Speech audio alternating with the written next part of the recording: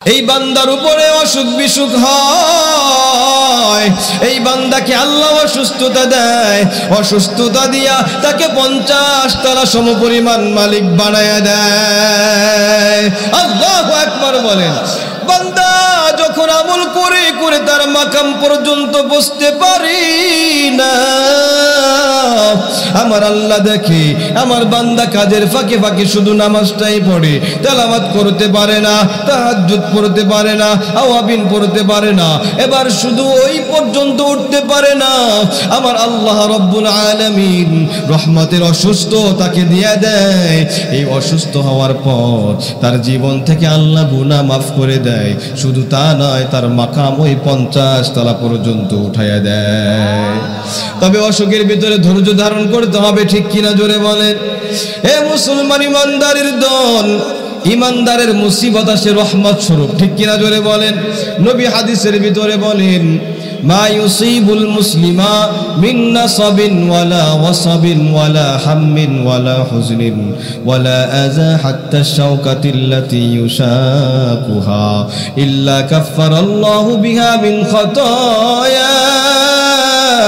আল্লাহর নবী বলে, হে ইমানদারের দল, তোমরা আজকে মাহফিল শোনার পরে বাড়িতে যাওয়ার সময় যদি লাইট না থাকে, একটা ইটের মধ্যে খোঁচা লাগবে, গুতা লাগবে, কবে চিন্তা নাই, গুতা লাগতে দেরি হয়, আমল নামা থেকে গুনাহ মাফ করতে আল্লাহ দেরি করে না।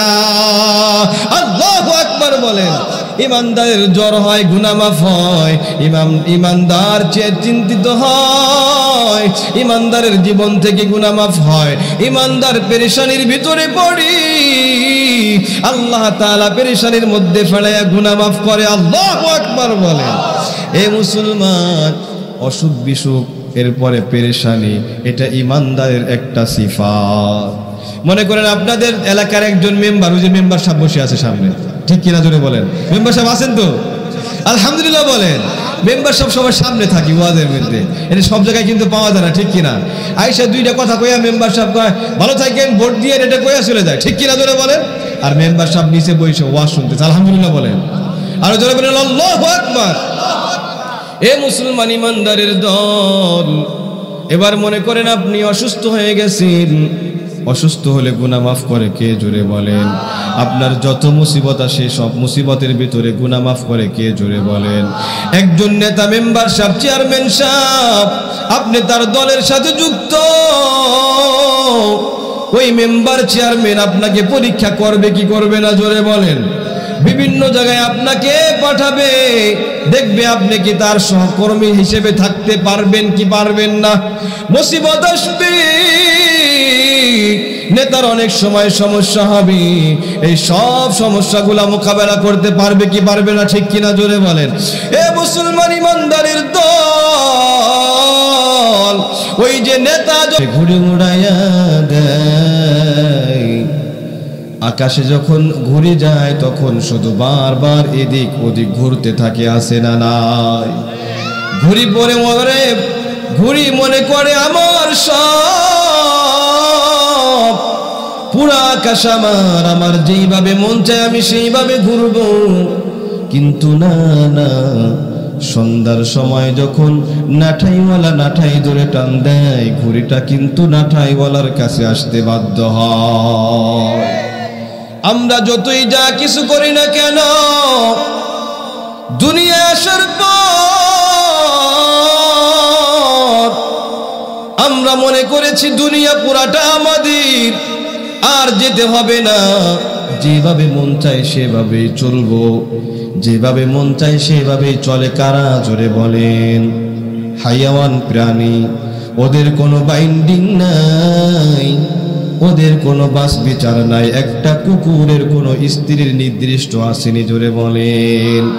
যেখানে মন চায় সেখানেই খায়, যেখানে মন চায় সেখানে যায়, যেখানে মন চায় যার সাথে মন চায় তার সাথেই মিলিত হয়, ঠিক কিনা জোরে বলেন। এরা কুকুর,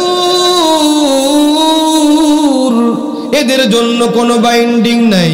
কিন্তু আমরা আশরাফুল মাখলুকাত, আল্লাহ আমাদেরকে পাঠাইয়া বলেছেন, না না বান্দা, ওই হায়াওয়ান প্রাণী যা মন চায় তাই করতে পারে, কিন্তু তুমি আশরাফুল মাখলুকাত, তোমাকে বড় আদর করে আমি বানাইছি। না না, তুমি ওই কুকুরের মতো যা মন চায় তাই করতে পারবা না, ঠিক কিনা জোরে বলে। আল্লাহ তাআলা ইবাদতের বাইন্ডিং দিছে। এ মুসলমান, আজকে যারা বাড়িতে ঘুমাও, ওই রাস্তায় রাস্তায় ঘুরো, বাদামের দোকানে ঘুরো, মনে করো না না যে দুনিয়ায় তোমার শেষ। না না, এই দুনিয়ায় পরীক্ষার হলের ভিতরে আল্লাহ পাঠাইয়া দিছে। আল্লাহ রব্বুল আলামিন যে আমাদেরকে পরবর্তীতে অনন্তকালের জন্য আবার জীবিত করবে, ওই সময় আর কিন্তু শেষ হবে না, ঠিক কিনা জোরে বলে। দুনিয়ার জীবনে যদি মাহফিলে আসতে পারো গো, কোরআনের আলোচনা যদি শুনতে পারো, এক ফোঁটা চোখের পানি যদি ভালাইয়া দিতে পারো, মায়ের নবী বলেন, মান বাকা মিন খাশিয়াতিল্লাহ ফাকাদ হারামাল্লাহুন নার। মাহফিলের মধ্যে বসছো, এক ফোঁটা চোখের পানি যদি ফেলাইয়া দিতে পারো, আমার মায়ের নবী বলেন সারা পৃথিবীর পানি দিয়ে আগুন নিভাইতে পারবা না। মাহফিলে বসছো, মুনাজাতের ভিতরে একটু চোখের পানি বের হয়ে গেছে, আল্লাহ জীবনের গুনাহগুলো ক্ষমা করে দিবে, ঠিক কিনা জোরে বলে। এই জন্য আল্লাহ তাআলা বলে, তুমি দুনিয়ায় চলতেছো চলো, তবে আমি আল্লাহর কাছে তোমার গুনাহ সময় হলে আজরাইল তোমাকে খফ করে নিয়ে আসবে, ঠিক কিনা জোরে বলেন। মরণ থেকে যতই পালাও, মরণ তোমায় লইবে ঘিরি, যদিও সুদূর আকাশ পানে লুকাও সেথায় লাগিয়ে সিঁড়ি। নদী পথে নৌকা চালাও ক্যারে মাঝি ভাই, বেলা ডুবার আগে আমি ওপার যেতে চাই, ডুবে গেলে বেলা রে ভাই আর তো উঠি না, ভেঙে গেলে বেলা রে ভাই আর তো জমে না, ঠিক কিনা জোরে বলে। তাহলে আল্লাহ রাব্বুল আলামিন বললেন সাহায্য প্রার্থনা করো, কিন্তু আমরা সাহায্য প্রার্থনা করি না আল্লাহর কাছে, ঠিক কিনা জোরে বলেন। আল্লাহ তাআলা বলেন, উদউনি আস্তাজিব লাকুম, আমার কাছে চাও, আমাকে ডাকো, আমি আল্লাহ তোমার ডাকে সাড়া দিব। এই জন্যে বান্দা যখন আল্লাহকে ডাকি, আমার আল্লাহ তাআলা বলেন, লাব্বাইক ইয়া আবদি, বান্দা আমাকে ডাকতেছো, আমি হাজির। আল্লাহু আকবার বলেন। এই জন্য ডাকবেন কারে বলেন, জোরে বলেন। সাহায্য চাইবেন কার কাছে? কিন্তু বর্তমান মানুষ আল্লাহর কাছে সাহায্য কম চায়, আছে না নাই জোরে বলেন। যদি সাহায্য দরকার হয়, বিপদে পড়ছে, সন্তান হয় না, 10 বছর হয়ে গেছে, একজনের কাছে ডেকে বলে, বলো সন্তান তো হয় না, কি করা যায়? কয় অমুক বাবা আছে, অমুক বাবার মাজারে চলে যাও, আছে না নাই? এদেশে আসেনি? কয় মাজারে যাও। মাজারে যায় কি করে?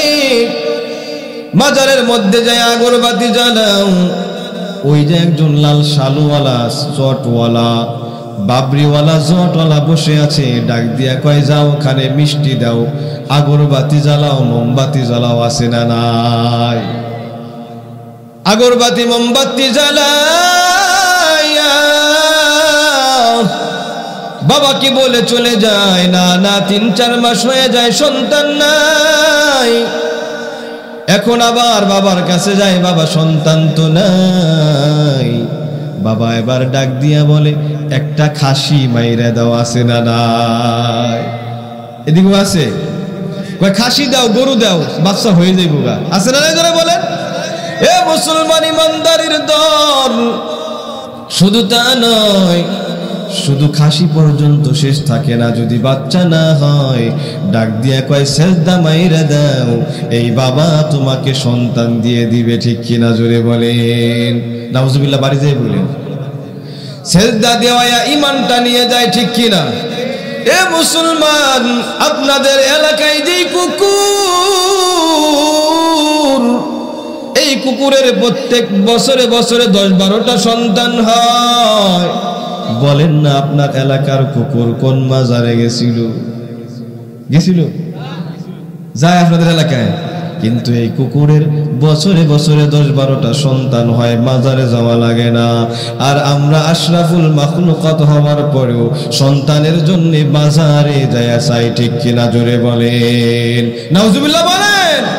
আমার আল্লাহ রাব্বুল আলামিন ডেকে বলেন, হে বান্দা, আলা মিন মুস্তাগফিরিন ফাগফির লা, আলা মিন মুস্তারজিকিন ফারযুক লা, আলা মিন মুবতালান ফাউআফিয়াহু ফি, আলা কাযা হাত্তা ইয়াতলু আল ফজর। আমার আল্লাহ ওই প্রথম আসমানে বান্দাকে ডাকে, বান্দা তোর কি দরকার বল, সব কিছু তুই আমার কাছে চা। আল্লাহু আকবার বলে। তোর রিজিকের পেরেশানি, তোর সন্তান বিদেশ যেতে পারে না, তোর ব্যবসায় উন্নত হয় না, ওই মাজারে যাস না, আমার কাছে চা। আমি আল্লাহ প্রথম আসমানে হাজির, তুমি আমাকে ডাক দিবি, সাথে সাথে আমি আল্লাহ তোর ডাকে সাড়া দিব। আল্লাহু আকবার বলি। আরো জোরে বলেন আল্লাহু আকবার, আরো জোরে বলেন আল্লাহু আকবার। এই মুসলমান, এই যে আল্লাহকে ডাকতেছেন, লস নাই, ঠিক কিনা? জোরে বলেন আলহামদুলিল্লাহ বলেছেন। মায়ার নবী বলেন আলহামদুলিল্লাহি তামলাউল মিজান। আপনি একবার আলহামদুলিল্লাহ বললে আল্লাহ রাব্বুল আলামিন সওয়াব দিয়া মিজানের পাল্লাকে পরিপূর্ণ করে দেয়। এই যে কয়েকজনে সুবহানাল্লাহ বলেছে, আমার আল্লাহ রাব্বুল আলামিন জান্নাতে এই কয়েকজনের জন্য গাছ লাগায় দিয়েছে। আল্লাহু আকবার বলেন, সুবহানাল্লাহ বলেন। আর কয়েকজন কয়েকটা গাছ লাগাইলো, আবার লাগান, সুবহানাল্লাহ বলেন। আর কয়েকজন লাগাইছে, আরো জোরে বলেন আল্লাহু আকবার বলেন। আল্লাহ তাআলা বারবার সুবহানাল্লাহ আলহামদুলিল্লাহ আমাদের বলার তৌফিক দান করেন, আমিন বলেন। তাহলে চাইবেন কার কাছে? জোরে বলেন। আর মাজারে যায় চাইবেন নি? মাজারে যে আছে সে কার বান্দা? জোরে বলে। তাহলে আজকে থেকে আর মাজারে যাব, মোমবাতি দিব? অবশ্যই মাজারে যাওয়া আমি বন্ধ করি না, তো ওই মাজারে যাবো, জিয়ারত করব, ঠিক আছে না ইনশাআল্লাহ? যে আছে তার জন্য দোয়া করব, ঠিক আছে না ইনশাআল্লাহ? বা আমি বলবো যে আল্লাহ মাজারে যে আছে তার বরকত ফিউজ আমাকেও দান করুন, ঠিক আছে? পারা যাবে তো ইনশাআল্লাহ? পারা যাবে। কিন্তু আমাকে সন্তান দাও, আমাকে ব্যবসা দাও, বাবা এইটা দাও, ওইটা দাও, মাজারে বলা যাবে? আপনিও যদি ওখানে সেজদা দেন মুশরিক হয়ে যাবেন। মুশরিকের দোয়া আল্লাহ তাআলা জীবনেও কবুল করে না। মুশরিক কখনো জান্নাতে যেতে পারবে না, ঠিক কিনা? জোরে বলেন। আল্লাহ তাআলা ওই সমস্ত মাজার বাজার গাজার থেকে আমাদের হেফাজত করেন, আমিন বলেন। আর জোরে বলেন আমিন।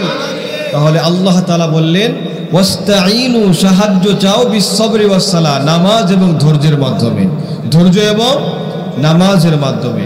এখন ধৈর্য নিয়ে ব্যাখ্যা করেছেন উলামায়ে কেরাম, মুফাসসিরিনে কেরাম ব্যাখ্যা করেছেন, অনেক ব্যাখ্যা আছে। আমি দুইটা ব্যাখ্যা আপনাদের সামনে বলবো, থাকবেন, শুনবেন, সবাই শুনবেন তো ইনশাআল্লাহ। মুফাসসিরিনে কেরাম ব্যাখ্যা করেন, একটা আছে সবারা ইয়াসবুরু, অর্থাৎ আপনি একটা মুরগিকে, মনে করে একটা এক্সাম্পল, একটা মুরগিকে কতক্ষণ খাঁচায় বন্দি করে রাখতে পারেন? একটা কবুতরকে, একটা বাঘকে, একটা পশুকে কতক্ষণ আপনি খাঁচার মধ্যে বন্দি করে রাখতে পারেন? এটা হচ্ছে দেখার বিষয়। বন্দি করেছেন এটা দেখার বিষয় না, কতক্ষণ বন্দি করে রাখতে পারেন এটা হচ্ছে দেখার বিষয়। তো আপনি নিজেকে ইবাদতের মধ্যে কতক্ষণ লাগায় রাখতে পারেন? সুবহানাল্লাহ বলেন। এই ইবাদতের সাথে আজকে আপনি মাহফিল শুনেছেন যে এখানে আপনি নামাজ পড়তে হবে, রোজা রাখতে হবে, কোরআন তেলাওয়াত করতে হবে। আপনি 7 দিন পর্যন্ত একটাও রোজা ছাড়লেন না, এক ওয়াক্ত নামাজও ছাড়লেন না, কিন্তু 7 দিন পরে নামাজের কাছেও গেলেন না, ঠিক কিনা? জোরে বলে। 7 দিন পর্যন্ত ইশরাক পড়লেন, আওয়াবিন পড়লেন, চাশতের নামাজ, তাহাজ্জুদের নামাজ সহ যত নামাজ আছে কাজকর্ম বাদ দিয়া সব পড়লেন, কিন্তু 7 দিন পরে আপনার নামাজ নাই, ইবাদত নাই, সব কিছু ছাইরা চলে গেলেন। এই নামাজের কোনো দাম আমার আল্লাহর কাছে নাই, আছে না নাই? চিল্লায় গেছে, হজ করার জন্য গেছে, আসার পরে 2-4 দিন নামাজ পড়ার পর 7-10 দিন পরে দেখা যায় সে আর মসজিদের বারান্দার কাছেও আসে না। এমন মুনাফিক আছে না নাই? এটার নাম ইমানদার না, এটার নাম সবর না। মুফাসসিরিনে কেরাম ব্যাখ্যা করেছেন, সবর হলো ওইটা আপনি প্রতিদিন 5 ওয়াক্ত নামাজ পড়তেছেন, এই 5 ওয়াক্ত নামাজ আপনাকে আমির তো পড়ে যেতে হবে। এই সবরের সাথে ইবাদতের ভিতরে নিজেকে লাগায় রাখার নাম হচ্ছে সবর। সুবহানাল্লাহ বলেন। আফজালুল ইবাদাতি দাওয়ামুহা ওয়া ইন কাল্লা। যেই আমলটা আপনি প্রতিদিন করেন ওই আমলের দাম আল্লাহর কাছে অনেক বেশি, অনেক গুরুত্বপূর্ণ, অনেক ভালো, যদিও সেইটা পরিমাণে ওয়া ইন কাল্লা একেবারেই কম হয়। আপনি আজকে মাহফিল শোনার পর জানলেন না এই দুনিয়াটা কিছুই না, থাকার জায়গা না। আপনি আগামীকাল থেকে কোরআন তেলাওয়াত শুরু করলেন, আপনি প্রতিদিন 10 পারা তেলাওয়াত, 3 দিনে আপনি কোরআন খতম করে ফেলাইলেন। 3 দিন পর আপনার আর খবর নাই, আছে না নাই? এই তেলাওয়াতের দাম খুব কম। আপনি প্রতিদিন 1 পৃষ্ঠা তেলাওয়াত করেন, একটা সূরা পড়েন, আপনি আমির তো পর্যন্ত প্রতিদিন তেলাওয়াতের সাথে লেগে থাকেন। এই ইবাদতটা আমার মালিকের কাছে বড় দাম। আল্লাহু আকবার বলেন। এই ইমানদারির দল। তাহলে 1 নম্বর ব্যাখ্যা হচ্ছে নিজেকে ইবাদতের সাথে লাগায় রাখা। বুঝে আসছে তো? আলহামদুলিল্লাহ। 2 নম্বর হচ্ছে ইবাদতটা আপনার সবরের সাথে করা, ধৈর্যের সাথে করা। আগামীকাল যদি দেখেন, খেয়াল করে দেখবেন নামাজের ভিতর আপনার ইমাম সাহেব, আলহামদুলিল্লাহ আপনার ইমাম সাহেব, আপনাদের ইমাম সাহেব খুব যোগ্য ইমাম সাহেব, সারা দেশ বিদেশে আলহামদুলিল্লাহ এই তরুণ বয়সে মাহফিল করে, আলহামদুলিল্লাহ বলেন। এটা ভাগ্য, এটা কি জোরে বলেন? এটা সবাই পায় না, ঠিক কিনা? সবাই চাইও পায় না। ঢাকার ভিতরে বক্তা ইমাম খুঁজতে খুঁজতে যান প্রাণ 2 মাস 6 মাস। আমি একবার ঢাকা সাভার একটা ইন্টারভিউ দিয়েছিলাম 2.5 বছর আগে। 4 মাস পর্যন্ত ইমাম খতিব খুঁজতেছে, পায় না। পরে আমার পছন্দ হয়েছে, আমার জানাই নাই, আমার বলছে ওই হুজুর ছোট, ওই হুজুর হবে না। পরে আমি গাজীপুর যায় জয়েন করা 7 দিন পরে আমাকে কমিশনার সাহেব ফোন দিছে, আপনাকে চয়েস হয়েছে, আপনি চলে আসেন। আমি ওয়াদা দিয়ে দিছি, সব খালি বক্তা খুঁজে। আলহামদুলিল্লাহ আপনাদের ইমাম সাহেব মাইনুল ইসলাম সাহেব, আপনাদের একজন ইমাম, একজন যোগ্য ইমাম, আপনাদের ওয়াইজ ইমাম, সারা দেশ বিদেশে উনি এখনই সফর করা শুরু করেছে। পড়ালেখাই যে কয়েকদিন আগে শেষ করলো, আলহামদুলিল্লাহ কয়েকদিন পরে দেখবেন আলোড়ন সৃষ্টি করে ফেলেছে। আল্লাহু আকবার। আপনাদের 7 মিটার মসজিদ, দোতলা মসজিদ আলোকিত করে ফেলাবে, সারা দেশ বিদেশে আপনাদের নাম হয়ে যাবে যে 7 মিটার মসজিদের ইমাম সাহেব চমৎকার বয়ান করে। আলহামদুলিল্লাহ বলেন। এই জন্য দোয়া করবেন, পাশে থাকবেন, পারা যাবে তো ইনশাআল্লাহ। মুহাব্বত করবেন, দেখবেন এই ইমাম বগি হইয়া, ইঞ্জিন হইয়া আপনি বগি সাইজা এই ইমামের সাথে জান্নাতে চলে যেতে পারবেন। সুবহানাল্লাহ বলেন। আল্লাহ তৌফিক দান করেন, আমিন বলেন। বলতেছিলাম ইমাম সাহেব নামাজ পড়ায়, নামাজের ভিতরে দেখবেন পড়ে কি পড়ে না, জোরে বলে। নামাজের মধ্যে দেখবেন কিছু মানুষ আত্তাহিয়াতু দুরূদ শরীফ দোয়া মাসরে শেষ করে এই মিস কল লাগায়। হুজুর লাগায়নি? আছে না নাই? জোরে বলেন। মিস কল দিয়ে দেয়, হুজুর আমার কিন্তু সব শেষ, আপনি তাড়াতাড়ি সালাম ফিরান, সময় নাই, দোকানে যেতে হবে। আছে না নাই? এ মুসলমান ইমানদারির দল। একজন আমার বাড়ির পাশের চাচতো ভাই ডেকে ডেকে বলে, ও হুজুর মুফতি সাহেব, আমাকে সব মুফতি সাহেব বলে, মুফতি সাহেব শোনো, আমাদের অমুক কি কাজ করে, নামাজের ওই মসজিদের পাশে হলো একটা দোকান, ওই দোকানের ভিতরে টেলিভিশন চলে, যাওয়ার সময় যদি কোনো মুভি হয়, ওই মুভির ভিতরে দেখে নায়ক ভিলেনকে কঠিন মারা মারতেছে, কিংবা ভিলেন নায়ককে কঠিন মারা মারতেছে। ওই সময় ওই যে আল্লাহু আকবার বলছি, ইমাম সাহেব দৌড়েই চলে গেছে। আইসে সালাম ফিরেছে কোনো রকম। ওই সালাম ফিরানোর সময় তো তাড়াতাড়ি ইমাম সাহেব তাড়াতাড়ি সালাম ফিরানো, আমার সময় নাই, মুভি শেষ করতে হবে, মাইরে যারে মারতেছে মইরেই গেল না, বাইতে আছে, আল্লাহ পাকি ভালো জানে, নামাজ পড়তেছে আর চিন্তা করতেছে। ডিপজল যে কি নাম নায়কের নাম, একটা নায়কের নাম কইলাম, শাকিব খান। ডিপজল যে শাকিব খান যে এই যে মারতেছে, আল্লাহ জানে মইরেই গেল নাকি বাইতেই আছে।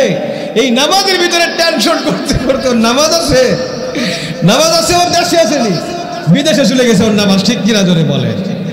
এ মুসলমান ইমানদারের দল, এটাই বাস্তবতা আছে না নাই জোরে বলেন। আমার স্বাস্থ্য ভাই ডেকে বলে, মুফতি সাহেব ও নামাজে গেছে, আইসাহের এই জায়গায় কিরে নায়কটা কি মইরেই গেল নি আমার। এমন এক বাস্তব ঘটনা বলতেছি, কয় নায়কটা কি মইরেই গেছে না জীবিত আছে। ডাক দিয়ে কয় কিরে তুই কি নামাজ পড়লি, তোর নামাজ তো হয় নাই, টেনশন ছিল নায়ক বেঁচে আছে না মারা গেছে। নাউজুবিল্লাহ বলেন। এই জন্য দোকানের হিসাব করা যাবে না, নামাজ পড়ে দ্রুত আর এক জায়গায় চলে যাব এটা করা যাবে না, ঠিক কিনা জোরে বলেন। নামাজের ভিতরে ধৈর্য। আবু বকর রাদিয়াল্লাহু তাআলা নামাজের সিজদা দিছে, চোখের পানিতে ভেসে গেছে, ঠিক কিনা জোরে বলেন। ওই আবু বকরের সিজদা এক পাল্লাই যদি দেওয়া হয় আর সারা পৃথিবীর সমস্ত উম্মতের একটা সিজদা, যত সিজদা আছে সব যদি অপর পাল্লায় রাখা হয়, আবু বকরের সিজদার মতো সিজদা হবে না, ঠিক কিনা জোরে বলে। এই জন্য ইমানদারের দল সিজদাটা মারো সবরের সাথে যদি মারতে পারো, আমার আল্লাহ বলে ইন্নাল্লাহা মা'আস সাবিরিন, আল্লাহ আমাদের সাথে থাকবে, ঠিক কিনা জোরে বলেন। তাহলে দুই জনের ধৈর্য পাইলাম, একটা হলো ইবাদত লাগায় রাখা নিজেকে, আর একটা হচ্ছে ইবাদতটা ধৈর্যের সাথে করা। মনে থাকবে তো ইনশাআল্লাহ, না ভুলে যাবেন আবার? এই দুইটা জিনিস আপনি পাইলেন, আর ব্যাখ্যা বিশ্লেষণ করব না। হে মুসলমান ইমানদারের দল, তাফসিরে রুহুল মানির ভিতরে মুফাসসিরিন ইকরাম এই ধৈর্যকে তিন ভাগে ভাগ করেছে। কয় ভাগ জোরে বলেন? তিনটা ট্যাবলেট বানাইছে ধৈর্যকে। কয়টা ট্যাবলেট? এই তিনটা ট্যাবলেট খাইয়া বাড়িতে যাব ইনশাআল্লাহ বলেন। শয়তান কারে কারে ভাগায় নেবে হাত উঁচু করেন। এই যুবক,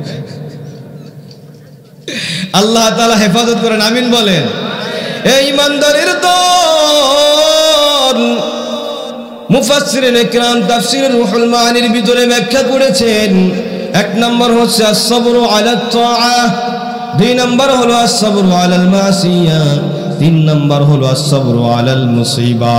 একটা হচ্ছে ইবাদতের ভিতরে ধৈর্য, আল্লাহ তাআলার ইবাদতের ধৈর্য। দ্বিতীয় নম্বর হচ্ছে আস-সাবরু আলাল মাসিয়া, গুনাহ থেকে নিজেকে ধৈর্যের সাথে মোকাবেলা করা, বেঁচে থাকা। তৃতীয় নাম্বার হচ্ছে মুসিবতের ধৈর্যের সাথে মোকাবেলা করা। আল্লাহু আকবার বলে। এই তিনটা ব্যাখ্যা বিশ্লেষণ করে শেষ করে দেব ইনশাআল্লাহ। ইনশাআল্লাহ বলেন। পারা যাবে তো? থাকা পারা যাবে তো ইনশাআল্লাহ? এই মুসলমান গানের জন্য কত রাত জেগে থাকছে। এই ফুটবল খেলার সময় দেখছি খাসি জবাই করছে, গরু জবাই করছে, সারা রাত চিল্লায় কাটাই দিছে, আসে না না? এই মাদ্রাসা, এই মাহফিলের ভিতর, এই জান্নাতের বাগানের ভিতরে যদি দুপুর রাত পর্যন্ত থাকতে পারো, কিয়ামতের ময়দানে আল্লাহ তাআলা যদি দেখে কোনো আমল পছন্দ হয় না, তবে একটা আমল পছন্দ হয়। মুফতি আবু সাঈদ নু'মানী বয়ান করতেছিল, কানটা লাগাইয়া একেবারে বসে থেকে কনকনে শীতের ভিতরেও বয়ানটা শুনেছিল, ওখান থেকে ভাগে নাই। হতে পারে এই যে আল্লাহু আকবার সুবহানাল্লাহর আওয়াজ দেন, এই আওয়াজটা জান্নাতে যাওয়ার কারণ হয়ে যাবে। আল্লাহু আকবার বলেন। ইমানদারের দল, তাহলে এক নাম্বার হচ্ছে ইবাদতের ভিতরে ধৈর্য। কিসের ভিতরে জোরে বলেন? দুই নাম্বার হচ্ছে গুনাহ থেকে ধৈর্য ধারণ করা। তিন নাম্বার হচ্ছে মুসিবতে ধৈর্য ধারণ করা। মুসিবত তিন নাম্বারটা আগে বলি, এক নাম্বারটা তো বলেই ফেলাইছি, ইবাদতের ভিতরে ধৈর্য। এখন দুই নাম্বারটা পরে বলবো, তিন নাম্বারটা আগে বলি, মুসিবতে ধৈর্য ধারণ করা। আল্লাহর নবী বলেন তাকফিরুজ জুনুবি ওয়াস সাইয়্যাত, যারা মুসিবতের ভিতরে ধৈর্য ধরতে পারবে অসুখ বিসুখী ধৈর্য ধারণ করতে পারবে, আল্লাহ তাআলা প্রচুর পরিমাণ গুনাহ তার আমল থেকে মুছে দিবে। সুবহানাল্লাহ বলেন। আমাদের জীবনে বিপদ আসে কি আসে না জোরে বলে? অসুখ বিসুখ হয় কি হয় না জোরে বলেন? অসুখ বিসুখ হইলে কি আল্লাহর কাছে বলবেন, আল্লাহ এত নামাজ পড়লাম, এত রোজা রাখলাম, আমাকে অসুখ দিলা, আর কাউরে বুঝি চোখে দেখলাম না, বলে কি বলে না? একজন ইমানদার প্রতিদিন নামাজ আদায় করি, কোরআন তেলাওয়াত করে, কিন্তু অসুখ হয়, ডাক দিয়ে কয়, আল্লাহ অসুখ দিবার বুঝি আমারই পাইলা, কাউরে পাইলা না। এত ইবাদত করি, এত বন্দিগি করি, নামাজ ছাড়ি না, রোজা ছাড়ি না, কপালে কালো হয়ে গেল। কোরআন তেলাওয়াত করতে করতে প্রত্যেক মাসে 10টা খতম করি, এরপরেও আমাকে অসুখ দিলে আর কাউরে পাইলা না, বলে কি বলে না? এমন বলে না? মহিলারা বেশি বলে, মা বোনেরা কিন্তু বেশি বলে, আল্লাহ আমি এই যে ইবাদত করতেছি, আমারই বুঝি চোখে দেখলা, আর কেউ দেখলা না তুমি, বলে কি বলে না জোরে বলে? এ মুসলমান ইমানদারের দল, বললেন তো ইমানটা হারায় ফেলাইলেন, ঠিক কিনা জোরে বলেন? ধৈর্যের পরীক্ষায় ফেল 1 নাম্বার, ঠিক কিনা? 1 নম্বরে ধৈর্যের পরীক্ষায় ফেল। অসুখ হওয়ার পরে আপনি যদি অসুখের মধ্যে ধৈর্য ধারণ করতে পারেন, 7টা ফায়দা আছে। 1 নাম্বার ফায়দা তাকফিরুজ যুনুবি ওয়াস সাইয়্যাত, প্রচুর পরিমাণ গুনাহ মাফ করে দেয়। আর 2 নাম্বার ফায়দা, যে ব্যক্তির অসুখ হয় আল্লাহ রাব্বুল আলামিন তার মাকাম আল্লাহ উঁচু করে দেয়। মনে করেন আল্লাহ তাআলা আপনার তাকদিরে 50 তলা পরিমাণ জান্নাত রেখে দিয়েছে। কয় তলা জোরে বলেন? 50 তলা পরিমাণ একটা জান্নাত। কিন্তু আপনি আমল করতেছেন, আমল করে করে 50 তলা পর্যন্ত যাইতে পারেন না। আপনি আওয়াবিন পড়তে পারেন না, ইশরাক পড়তে পারেন না, বাড়তি কোনো আমল করতে পারেন না, যার কারণে আল্লাহ রাব্বুল আলামিন যেই জান্নাত 50 তলা পর্যন্ত রাখছে, ওই তলা পর্যন্ত আপনি পৌঁছতে পারতেছেন না। 30 তলা পর্যন্ত যায় আপনার শুধু আমল খতম হয়ে যায়। এবার আমার আল্লাহ তাকায়া দেখি আমার বান্দার মাকাম 30-50 তলা পর্যন্ত, কিন্তু আমল করে করে 20 তলার উপরে উঠতে পারি না। সারাদিন আমল করতে পারে না, রাতের বেলায় তাহাজ্জুদ পড়তে পারে না। আমার আল্লাহ তাআলা ডাক দিয়ে কয়, যা অসুখ যা, আমার ওই বান্দার উপরে চলে যা। আল্লাহু আকবার বলি। এই বান্দার উপরে অসুখ বিসুখ হয়, এই বান্দাকে আল্লাহ অসুস্থতা দেয়, অসুস্থতা দিয়া তাকে 50 তলা সমপরিমাণ মালিক বানায়া দেয়। আল্লাহু আকবার বলেন। বান্দা যখন আমল করে করে তার মাকাম পর্যন্ত বসতে পারি না, আমার আল্লাহ দেখে আমার বান্দা কাজের ফাঁকে ফাঁকে শুধু নামাজটাই পড়ে, তেলাওয়াত করতে পারে না, তাহাজ্জুদ পড়তে পারে না, আওয়াবিন পড়তে পারে না, এবার শুধু ওই পর্যন্ত উঠতে পারে না। আমার আল্লাহ রাব্বুল আলামিন রহমতের অসুস্থ তাকে দিয়ে দেয়। এই অসুস্থ হওয়ার পর তার জীবন থেকে আল্লাহ গুনাহ মাফ করে দেয়। শুধু তা নয়, তার মাকাম ওই 50 তলা পর্যন্ত উঠাইয়া দেয়। তবে অসুখের ভিতরে ধৈর্য ধারণ করতে হবে, ঠিক কিনা জোরে বলেন? হে মুসলমান ইমানদারের দল, ইমানদারের মুসিবত আসে রহমত স্বরূপ, ঠিক কিনা জোরে বলেন? নবী হাদিসের ভিতরে বলেন, মা ইউসিবুল মুসলিমা মিন নাসাবিন ওয়ালা ওয়াসাবিন ওয়ালা হাম্মিন ওয়ালা হুজনিন ওয়ালা আযা হাত্তা শাওকাতিল্লাতী ইউশাকুহা ইল্লা কাফফারাল্লাহু বিহা মিন খাতায়া।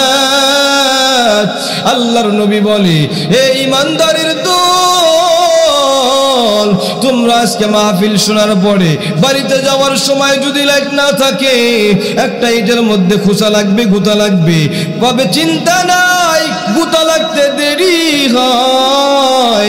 আমল নামা থেকে গুনাহ মাফ করতে আল্লাহ দেরি করে না। আল্লাহু আকবার বলেন। ইমানদারের জ্বর হয়, গুনাহ মাফ হয়। ইমানদার চিন্তিত হয়, ইমানদারের জীবন থেকে গুনাহ মাফ হয়। ইমানদার পেরেশানির ভিতরে পড়ি, আল্লাহ তাআলা পেরেশানির মধ্যে ফেলাইয়া গুনাহ মাফ করে। আল্লাহু আকবার বলেন। এ মুসলমান, অসুখ বিসুখ এরপরে পেরেশানি। এটা ইমানদারের একটা সিফাত। মনে করেন আপনাদের এলাকার একজন মেম্বার, ওই যে মেম্বার সাহেব বসে আছে সামনে, ঠিক কিনা জোরে বলেন? মেম্বার সাহেব আছেন তো? আলহামদুলিল্লাহ বলেন। মেম্বার সব সবার সামনে থাকি ওয়াজের মধ্যে, এটা সব জায়গায় কিন্তু পাওয়া যায় না, ঠিক কিনা? আইসা দুইটা কথা কইয়া মেম্বার সাহেব কয় ভালো থাকেন, ভোট দিয়ে এটা কইয়া চলে যায়, ঠিক কিনা জোরে বলেন? আর মেম্বার সাহেব নিচে বসে ওয়াজ শুনতেছে। আলহামদুলিল্লাহ বলেন। আর জোরে বলেন আল্লাহু আকবার।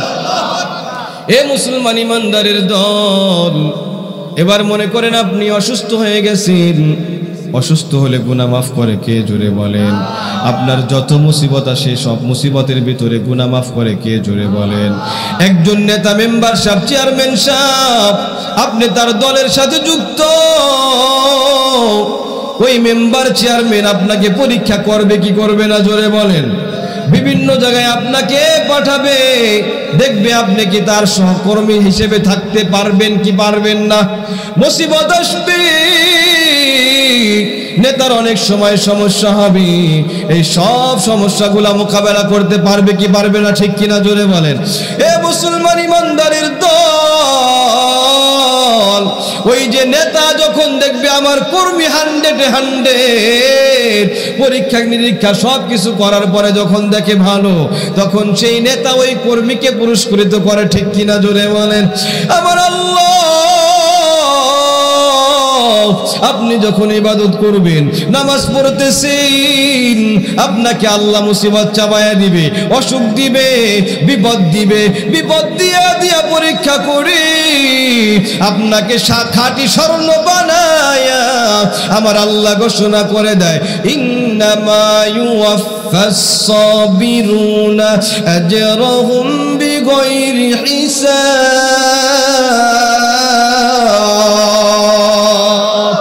আমার আল্লাহ ডেকে বলেন, এ বান্দা, তুই যে আমার সাথে থাকছস, মুসিবতের ভিতরে ভুলস নাই, সব কিছুর মধ্যেও তুই ধৈর্যের সাথে মোকাবেলা করছস, আমি আল্লাহ তোকে এমন পরিমাণ প্রতিদান দিব বিগাইরি হিসাব, তা তুই কল্পনাও করতে পারতি না। আল্লাহু আকবার বলেন। আপনি ধৈর্য দিয়ে যা অর্জন করতে পারবেন, অন্য কিছু দিয়ে তা অর্জন করতে পারবেন না, ঠিক কিনা জোরে বলেন। ধৈর্য এত কঠিন, ধৈর্যের পাওয়ার এত শক্ত। হে মুসলমান, গতটা 15 বছর পর্যন্ত মানুষ ধৈর্য ধারণ করছে। ইমাম সাহেবের উপর আক্রমণ, আলেমের উপরে আক্রমণ, সাধারণ মানুষের উপরে আক্রমণ, মানুষ শুধু ধৈর্য ধরছে। এই ধৈর্য এমন আকার ধারণ করেছে, পালাতে বাধ্য হয়েছে, ঠিক কিনা জোরে বলে। ধৈর্য খুবই কঠিন। আপনি ধৈর্য দিয়ে যেটা অর্জন করতে পারবেন, অন্য কিছু দিয়ে এটা অর্জন করা সম্ভব না। বাড়িতে যাওয়ার পর স্বামী স্ত্রীর যুদ্ধ লাগে কি লাগে না? জোরে বলেন। গৃহযুদ্ধ লাগেনি? তৃতীয় বিশ্বযুদ্ধ অনেক ঘরের মধ্যে আছে, প্রতিদিনই হয় কি হয় না? জোরে বলেন। একদিন হুজুরের কাছে গেছে একজন মহিলা, কয় হুজুর, স্বামীটা প্রচুর মারামারে, আসলেই মাই শুরু করে। হুজুর তো বুঝতে পারছে রোগটা কোন জায়গায়। হুজুর পানি দিয়ে দিছে, পানি পড়ে দেয় না, এমনি পানি দিছে, নাও পানি নিয়ে যাও। এই পানি গালের ভিতরে রাখবা, ফালাইবাও না, ভিতরে ঢুকাবা না। স্বামী যে সময় আসবে ওই সময়, আগে না কিন্তু। স্বামী আসার থেকে নিয়ে স্বামী বাড়ি থেকে যাওয়ার আগ পর্যন্ত গালের ভিতরে পানি রাখবা। বাইরে পড়ে গেলে তুমি মরবা, ভিতরে গেলে স্বামী মরবি। দুইটার একটা কিন্তু ক্ষতি হবেই হবে। এই কথা বলা দেওয়ার পরে পানি যে নিয়ে গেছে, স্বামী দেখে ওই জায়গায় আইছে, আর পানি গালের ভিতরে দেয়, পানি গালের ভিতরে দিয়ে রাখে দেয়। এখন স্বামী যা কয় কোনো কথাবার্তা বলে না, সব খেদমত যা কিছু সব কিছু করে ফেলে আগেই। স্বামীর এই আসার আগেই গালের ভিতরে যে পানি রাখছে, এই পানিটা আর বের করে না, স্বামী যাওয়ার পরে এটা ফেলা। এখন 1 মাস পর্যন্ত এই আমল করার পরে স্বামী দেখছে না, স্ত্রী তো আমার সাথে আর কটকট করে না। এমন অনেক মহিলা আছে কি আছে না? জোরে বলেন। এ মা বোনেরা, আপনাদেরকে বলি না, আমাদের অধিকার কথা বলি। আসে বাড়িতে যাওয়ার সাথে সাথে দেখবেন গুড়া মাছ নিয়েছেন, একদিন বড় মাছ পান নাই, গুড়া মাছ, গুড়া মাছ তুই করবি, আমি পারতাম না, ঠিক কিনা জোরে বলেন। দেখবেন স্বামী স্ত্রী বলছে বাজার থেকে একটা ব্র্যান্ডের আচার নিয়ে আসবা, আপনি সব কিছু আনছেন, ব্র্যান্ডের আচারটা আনতে পারেন নাই। আসার সাথে কইব, আমি দেখকে তোর সংসারটা করলাম, অন্য কি বলে তোর ঝাড়ু দিয়ে পিড়ায়া চলে যেত, ঠিক কিনা জোরে বলে। তোর সংসার কইরা আমি জীবনে কিছুই পাইলাম না, ও বলে কি বলে না। একদিন বলছে হঠাৎ করে যে আমার জন্য একটা শাড়ি এনো, পাশের বাসায় বিয়ে আছে, নতুন শাড়ি পরবো। আপনি সময় পান নাই কিংবা টাকা নাই, হঠাৎ করে এমন একটা হইতে পারে কি পারে না? বাড়ি আসবে, আমি জীবনে যা চাইলাম গোলামের পুত্রের কাছে কিছুই পাইলাম না। অমুকের বউরে প্রতিদিন মাসে মাসে কত শাড়ি দেয়, কাপড় দেয়, তিরিবির দেয়, আইনে ভরে রাখে, আর আমি এর কাছে যা চাই জীবনেও দেয় না। আছে কি আছে না জোরে বলে? অস্বীকার করে, সারা জীবনেরটা অস্বীকার করে রায় সাথে সাথে। আসেনি? আছে। নাউজুবিল্লাহ বলেন। এই মা শুনে নাও, এমন যদি বলো সাথে সাথে তোমার আমল নষ্ট করে দিবেন আমার আল্লাহ। তোমার স্বামী এমন সময় মারা গেছে, কিংবা তুমি এমন সময় মারা গেছো, তোমার কারণে তোমার স্বামী ছিল অতিষ্ঠ, তোমার উপরে সন্তুষ্ট ছিল না। তুমি যতই ইবাদত করো না কেন, স্বামীর সাথে কটকট করার কারণে তোমার আমল নামায় জাহান্নাম লিখে দিবে আমার আল্লাহ। আবার আপনারাও জাইনে রাখবেন, স্ত্রী একটা কিছু কইলে গুরানি লয়ে আসেন, গরু মানা পিটানি লাঠি নিয়ে আসে, ঠিক কিনা জোরে বলেন? একজনের নাম হয়েছে লাউ কুদ্দুস। কি কুদ্দুস জোরে বলেন? লাউ কুদ্দুস। তোরে তোর নাম লাউ কুদ্দুস কেন? ডাক দিছে ওর নাম লাউ কুদ্দুসকে, কয় লাউ দে পিটাইয়া বউ মাইরে ফেলাইছে। আছে না নাই জোরে বলেন? বউ কি পিটানো যাইব? ধৈর্য ধরতে হবে, ঠিক কিনা জোরে বলেন? এরা একটু বেশি কথা অনেক সময় বলে কি বলে না? তবে ধৈর্য ধরতে হবে। শিখিয়েছেন কে জোরে বলেন? রাসূলুল্লাহ সাল্লাল্লাহু আলাইহি ওয়াসাল্লাম। আপনার ওয়াইফ রাগ করেছে, আপনি চুপ করে থাকবেন, দেখবেন পানি হয়ে গেছে, ঠিক কিনা? আপনি রাগ করেছেন, ও মা শুনে নাও, বাবারা যদি রাগ করে আর তোমরা যদি চুপ করে থাকতে পারো, সংসারটাকে স্বর্ণের সংসার বানায় দিবেন আমার আল্লাহ। আর যদি দুইজনই রাগ হয়, তৃতীয় বিশ্বযুদ্ধ লাইগা যায়, ঠিক কিনা জোরে বলেন? তৃতীয় বিশ্বযুদ্ধ লাগানো যাবে? ওই যে মহিলাকে বলছে 1 মাস হয়ে গেছে, স্বামী দেখে না আমার স্ত্রী আর কোনো গ্যাঞ্জাম করে না, বড় খুশি হয়ে গেছে। আল্লাহু আকবার বলে, মুহাব্বত বেড়ে গেছে। এখন স্বামী আর কিছুই বলি না, এবার হুজুরের কাছে পানি নিয়ে যায়া বলতেছে স্ত্রীটা, হুজুর আমার স্বামী ভালো হয়ে গেছে, আর একটা পিটানি আমারে দেয় না। হুজুরকে আমি তো পানি পইরেই দিইনি। কয় কেন পইরে দেন নাই? কয় আমি জানি স্বামী বাড়ি আসার পরে তুমি খালি বাড়তি কথা বলো, এই জন্য গ্যাঞ্জাম লাগে, খালি পিটায়। আমি জানি তোমার মুখ বন্ধ হবে, স্বর্ণের সংসার হয়ে যাবে, এই জন্য একটা পদ্ধতি দিয়ে দিছি, তোমার মুখটা তুমি বন্ধ রাখবা। 1 মাস রাখছো, দেখো মোহাব্বতে আল্লাহ তোমার সংসার ভরে দিছে। আল্লাহু আকবার বলেন। পারা যাবে তো ইনশাআল্লাহ? এই পারবেন তো? আল্লাহ তাআলা তৌফিক দান করেন, আমিন বলেন। তাহলে ধৈর্যের দাম আছে না নাই? এই ইমানদারের দল আল্লাহ বিভিন্ন জায়গায় ধৈর্যের পরীক্ষা নিবে। আল্লাহ তাআলা সূরাতুল বাকারার ভিতরে বলেন, ওয়ালানাবলুওয়ান্নাকুম বিশাইইম মিনাল খাউফি ওয়াল জু'i ওয়া নাকসিম মিনাল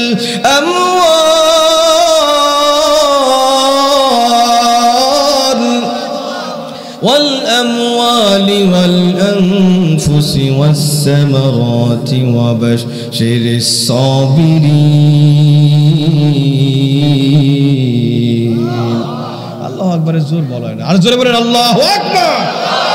এই ইমানদারের দল আল্লাহ তাআলা পরীক্ষা নিবেন। এই মুসলমান, পরীক্ষা সবার উপরে আসে।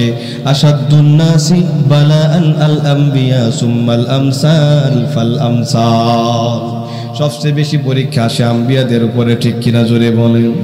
নবীরা সবচেয়ে বেশি পরীক্ষা দিয়েছে, কি দেয় নাই? এ মুসলমান, আমার নবীর উপরে কিন্তু অনেক পরীক্ষা হয়েছে, ঠিক কিনা জোরে বলেন? নবীর উপরে মশা মাছি পর্যন্ত পড়া হারাম। ওই মায়ার নবীকে বেঈমানের দল মেরে মেরে মাথার মধ্যে কড়া ঢুকায়া দিছে, ঠিক কিনা জোরে বল? আমার মায়ার নবী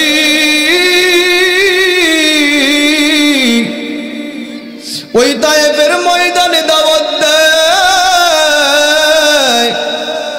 ওই বেঈমানের দল আমার মায়ার নবীকে পাগল বলে, বাচ্চাদেরকে লেলায়া দেয়, কই যা ওই যে পাগল ওই পাগলটাকে তাড়াতাড়ি পেটাইতে থাক। ওই বেঈমানের দল মায়ার নবীকে বড় বড় পাথর, ছোট ছোট পাথরগুলা শুধু মারে। আমার মায়ার নবী সহ্য করতে পারি না।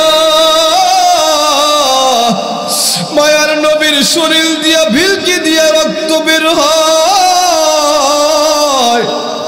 এ মুসলমান ইমানদারের ধৈর্য। মায়ার নবী ওই যে তায়েফের ময়দানে দাওয়াত দেয়, বেঈমানের দল আমার মায়ার নবীকে শুধু পাথর মেরে মেরে মায়ার নবীকে দৌড়াইতে থাকে, দাবড়াইতে থাকে। মায়ার নবী আমার হাঁটতে পারি না। হঠাৎ করে মায়ার নবী বসে পড়ে। মায়ার নবী বসার পর ওই বেঈমানের দল আমার মায়ার নবীকে আবার উঠাইয়া দেয়।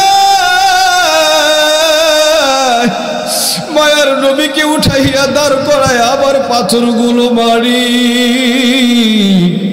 পাথর মারতেই মারতেই মায়ার নবীকে 9.5 কিলোমিটার পর্যন্ত বেঈমানের দল নিয়ে গেছে। ঠিক কিনা জোরে বল।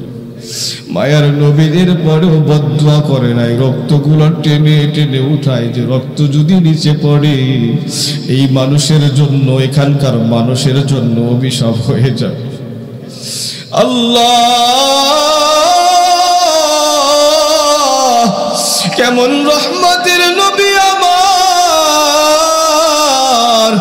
আমার মায়ার নবীকে বলে, নবী ইয়া রাসূলুল্লাহ ইয়া হাবিবাল্লাহ, আপনাকে তায়েফের মানুষ এমন মারা মারলো, আপনি যদি অনুমতি দেন এই বেঈমানের দলকে দুই পাশের পাহাড় চাপা দিয়া ওদেরকে পিষ্ট করে ফেলায়। আবার মায়ার নবী বলেন, না না, এদেরকে মারবা না। এরা যদি কালেমা নাও পড়ে এদের পরবর্তী জন্ম কালেমা পড়বে। এদেরকে যদি মেরে ফেলাও, বলো না আমার আল্লাহর নামটা এই মানুষগুলা কেমনে নিবে বলো। আল্লাহু আকবার বলেন। হে উম্মতের দল, প্রত্যেকটা নবী পরীক্ষা দিয়েছে। বলবো তো আইয়ুব আলাইহিস সালামের কথা বলবো। সমস্ত নবীরা পরীক্ষা দিয়েছে। কেমন পরীক্ষা? তোমার আমার উপরে পরীক্ষা আসলে ধৈর্য হারা হয়ে যাও, বলো আল্লাহ বুঝি আমাকেই দিল, আর কাউকে পাইল না। তাকায়া দেখো হযরতে আইয়ুব আলাইহিস সালাম নবী ছিল, ঠিক কিনা জোরে বলেন। জামালাত ছিল, সৌন্দর্য ছিল, সম্পদ ছিল। আল্লাহু আকবার। শয়তান যায় কয়, আল্লাহ আইয়ুব আলাইহিস সালাম নিশ্চিন্তে ইবাদত করে, সম্পদের মালিক, এত সম্পদ আছে, কোনো টেনশন নাই, কোনো চিন্তা নাই, সে শুধু ইবাদত করে, কোনো সমস্যা নাই। আল্লাহ রাব্বুল আলামিন রাতের বেলায় সমস্ত সম্পদকে নষ্ট করে দেয়। শয়তান পরের দিন ওই এলাকার মানুষ যায় বলে, আইয়ুব তোমার সব সম্পদ নষ্ট হয়ে গেছে। আইয়ুব ডেকে বলে, আলহামদুলিল্লাহ, কোনো সমস্যা নাই। আল্লাহু আকবার। যে আল্লাহ তাআলা দিয়েছিল ওই আল্লাহ আবার নিয়েছে, না না, সমস্যার কোনো কারণ নাই। আল্লাহ তাআলা অনেক দিয়েছিল, আল্লাহ তাআলা আবার নিয়ে গেছে, সমস্যা নাই। পরের দিন শয়তান আবার আল্লাহর কাছে বলে, আল্লাহ আইয়ুবের অনেকগুলো সন্তান আছে, এই সন্তানরা তাকে কামাই করে খাওয়াবে, এই জন্য আলহামদুলিল্লাহ বলে। শয়তান কেমন শয়তান দেখেন। আল্লাহ তাআলা পরের দিন সমস্ত সন্তানদেরকে উধাও করে দিছে। ডাক দিয়া কয়, আইয়ুব তোমার সব সন্তান নাই? ডাক দিয়া কয়, আলহামদুলিল্লাহ, জি আল্লাহ তাআলা দিয়েছিলেন, ওই আল্লাহ আবার নিয়েছেন, আলহামদুলিল্লাহ। পরের দিন আবার শয়তান আল্লাহর কাছে বলে, আল্লাহ আলহামদুলিল্লাহ তো বলবেই, কারণ অনেকগুলো স্ত্রী আছে, এই স্ত্রী পরের বাসায় চকপাতের কাজ করে করে তারে খাওয়াবে। শয়তান কিন্তু বন্ধ নাই। আল্লাহ তাআলা পরের দিন একজন স্ত্রী বাদ দিয়ে সব স্ত্রীগুলাকে উধাও করে দিছে। আর ডাক দিয়া কয়, আইয়ুব সব স্ত্রী চলে গেছে, একজন আছে। কয়, যাক আলহামদুলিল্লাহ, আল্লাহ তাআলা যেই হালাতে রাখে ওই হালাতেই আলহামদুলিল্লাহ। শুকরিয়া কার? জোরে বলেন, আর জোরে বলেন কার?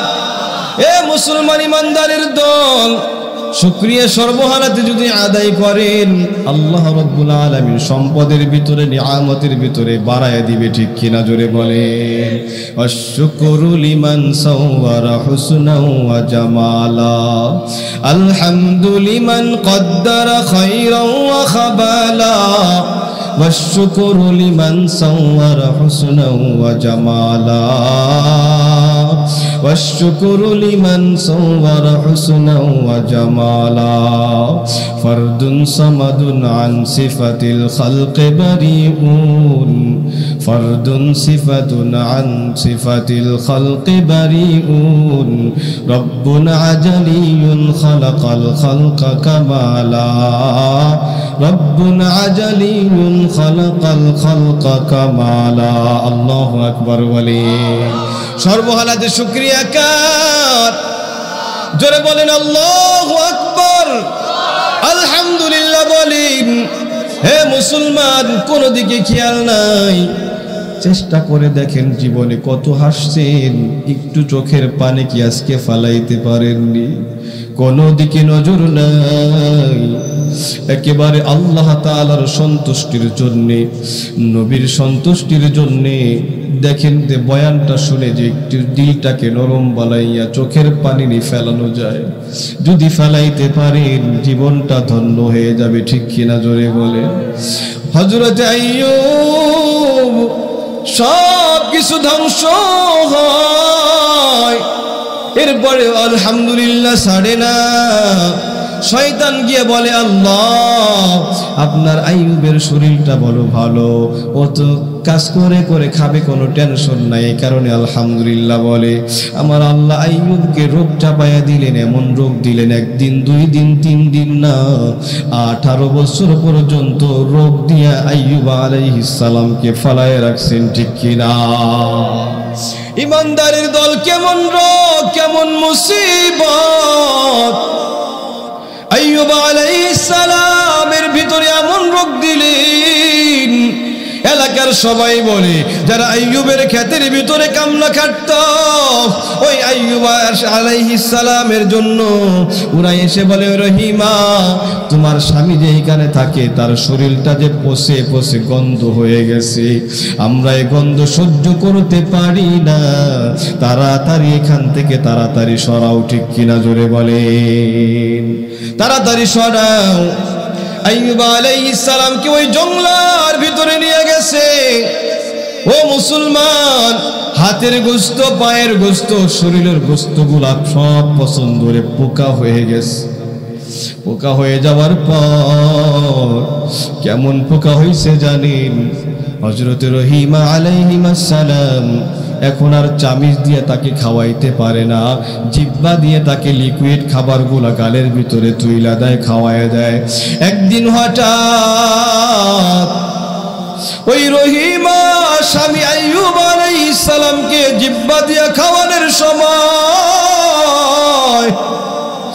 এ মুসলমান, জিহ্বা দিয়া জালের ভিতরে যখন খাওয়াইতে গেল, তার জিহ্বার ভিতরে, তার গালের ভিতরে এমন বড় বড় পোকা, ওই পোকাগুলা রহিমার গালের ভিতরে 2টা কামড় দেয়, রহিমার চোখ দিয়া সাথে সাথে পানি বের হয়ে যায়। রহিমা আলাইহিস সালাম ব্যথার যন্ত্রণায় চিৎকার করে ওঠে, স্বামী গো, ইয়া নবী আল্লাহ, আপনি তো মুস্তাজাবুদ দাওয়াত, আল্লাহর কাছে দোয়া করেন, আপনি আল্লাহ আপনাকে সুস্থতা দান করে দিবে। আইয়ুব ডাক দিয়া কয়, ও প্রাণের স্ত্রী, সব কিছু চলে গেছে, সমস্যা নাই, তুমিও যদি থাকলে থাকতে পারো, যদি চলে যাও চলে যেতে পারো, সমস্যা নাই। যে আল্লাহ আমাকে এতদিন পর্যন্ত সুস্থতা দান করেছিলেন, ওই আল্লাহ সুস্থ দিয়েছে, না না, পরীক্ষায় ফেল করব না, পরীক্ষায় পাশ করতে চাই। আল্লাহু আকবার বলেন। জিহ্বার ভিতরে পোকা, আল্লাহর নামটা সুন্দরভাবে নিতে পারি না, আল্লাহকে ডেকে বলে, ও মালিক, হাতে পা সব কিছু পচে গেছে, ও মালিক সমস্যা নাই রে মাওলা, আল্লাহ যে জিহ্বা দিয়ে আমি তোমার নামটা নেই, আল্লাহ ওই জিহ্বাই পছন্দ গেছে আমি তোমার নামটা সুন্দরভাবে নিতে পারি না মাওলা। ও আল্লাহ, আমার জিহ্বাটা ভালো রাখো যেন আমি তোমার নাম ডেকে ডেকে আমি আমার অন্তরটা শীতল করতে পারি। আল্লাহু আকবার বলে।